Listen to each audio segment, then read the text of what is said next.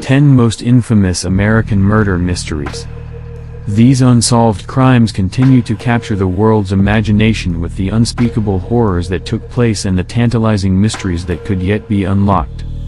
Not all crimes can be solved. According to federal statistics in the United States, only 64% of murders in America result in arrests. Even those that do may not end with a conviction.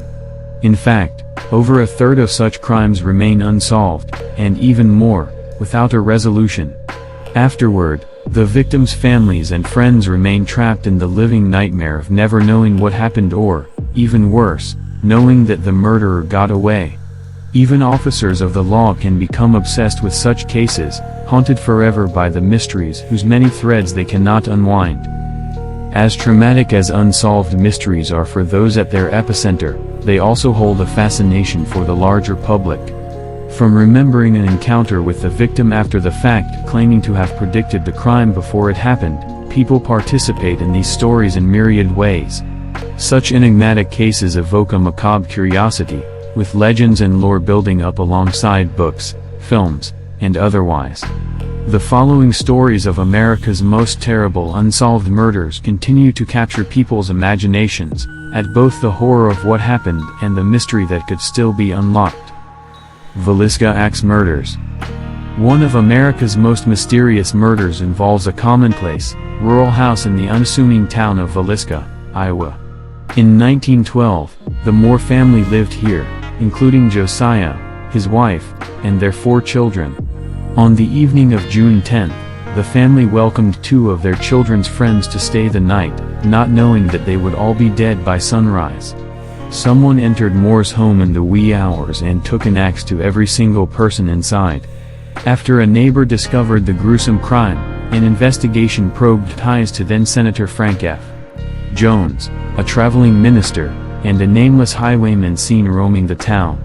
None were convicted and the case remains open, but the house has become a hotel and museum open to those brave enough to enter. The Axeman of New Orleans. From May 1918 to October 1919, this still unidentified serial killer terrorized New Orleans and surrounding areas of Louisiana.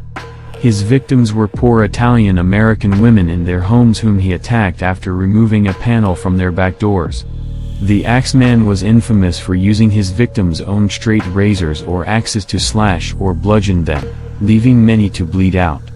This killer is most famous for vowing in a letter to local newspapers that he would kill someone on March 19, 1919, albeit only someone not listening to jazz. At every dance hall and house party full of people, no one died, and the Axeman's reign came to a sudden and mysterious end. Cleveland's Torso Murders. During the Great Depression of the 1930s, the Mad Butcher of Kingsbury Run began targeting drifters and residents of Cleveland's shantytowns. The murders were especially gruesome because the killer not only beheaded and dismembered at least a dozen people but also often split their torsos down the middle. Accordingly, authorities believe the criminal to be a current or former butcher or anatomist. 2 separate arrests were made, but one was released due to insufficient evidence. The other claimed his confession had been forced and later killed himself, though fellow inmates may have been responsible. This case is most famous because Elliot Ness was public safety director at the time, and legend says that he knew the killer's identity but lacked the necessary evidence to arrest him. Texarkana Moonlight Murders.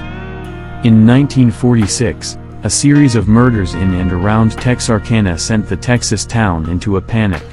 In February of that year, the Phantom Killer started attacking couples at dusk on the weekend, beginning with Jimmy Hollis and Mary Larry, who both survived. The next attack, just 4 weeks later, took the lives of both Richard Griffin and Polly Ann Moorer, while another couple, Paul Martin and Betty Jo Booker, met the same fate 3 weeks later. In response, residents armed themselves, police increased patrols, businesses closed early, and the Texas Rangers investigated.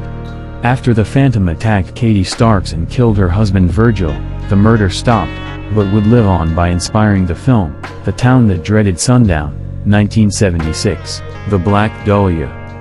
In a case that haunts Los Angeles to this day, the naked body of 22-year-old Elizabeth Short was found lying in a Leimert Park vacant lot on January 15, 1957.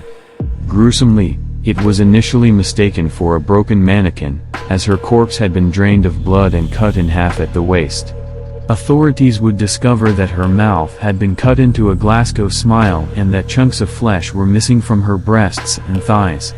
Local media dubbed her the Black Dahlia after the film, The Blue Dahlia, 1946, and sensationalized her life and death. The Los Angeles Examiner even lied to Short's mother to bring her to LA and get the scoop on the case. The investigation considered over 200 suspects and many false confessions, but it remains a mystery, despite countless investigations led by the authorities and amateur sleuths alike. Boy in the Box. On February 25, 1957, a trapper in the Fox Chase area of Philadelphia, PA stumbled upon a blanket-covered body stuffed into a cardboard box. Although he kept silent to avoid having his traps confiscated, a passing college student later reported the body. The naked victim was 4 to 6 years old with signs of severe malnourishment, a lifetime of beatings, and recently shorn hair. Further searches unearthed a child's cap, scarf, and handkerchief, while media attention brought forth several confessions. Most strikingly, one woman claimed her abusive mother had purchased, tortured, and accidentally murdered the boy before dumping his body. In 2016, the National Center for Missing and Exploited Children added his facial reconstruction to their database, but, to this day, the identity and death of America's unknown child remains a mystery. The Zodiac Killer. In the late 1960s, 7 people were attacked by a killer who targeted young couples on dates in secluded areas of Northern California. The 4 men and 3 women ranged from 16 to 29 years old, but only 2 survived their encounters with the dangerous Zodiac, who claimed his name in a series of letters and cryptograms sent to Bay Area police and newspapers. The killer claimed almost 40 murders and, more chillingly, provided details from the confirmed crime scenes that he alone could have known. Although Zodiac was never caught, police and amateur investigators have pursued several suspects, and the case remains open in the California Department of Justice and related counties. Keddie murders in Cabin 28. In 1981, Glenna Sue Sharp was staying with her 5 children in cabin number 28 in the Sierra Nevada mountains of Keddie, California. Between the evening of April 11 and the morning of April 12, an unknown individual used a claw hammer to brutally slaughter Sue, her 15-year-old son John, and his 17-year-old friend Dana Wingate. The eldest Sharp daughter had slept over next door and discovered the bodies in the morning, though her 12-year-old sister Tina had disappeared. Miraculously, her youngest brother and his friend had slept through the attack, with only a door keeping them safe. No arrests were ever made, though Tina's skull was unearthed years later near Feather Falls, and the cabin itself was destroyed in 2004. Jon Bennett Ramsey. In a case that shocked the country, 6-year-old Jon Bennett disappeared from her Boulder, Colorado home the day after Christmas in 1996. Upon discovering a lengthy ransom note on their back steps, her mother Patsy called 911, but, just 8 hours later, her father Jon Bennett found the girl's corpse in the cellar. The junior pageant queen had been struck on the head and strangled to death, causing authorities to investigate her parents. Though a handwriting test of her mother remained inconclusive, lead investigator Lou Smith suspected an intruder, and the eventual trial ended with the decision not to indict the family.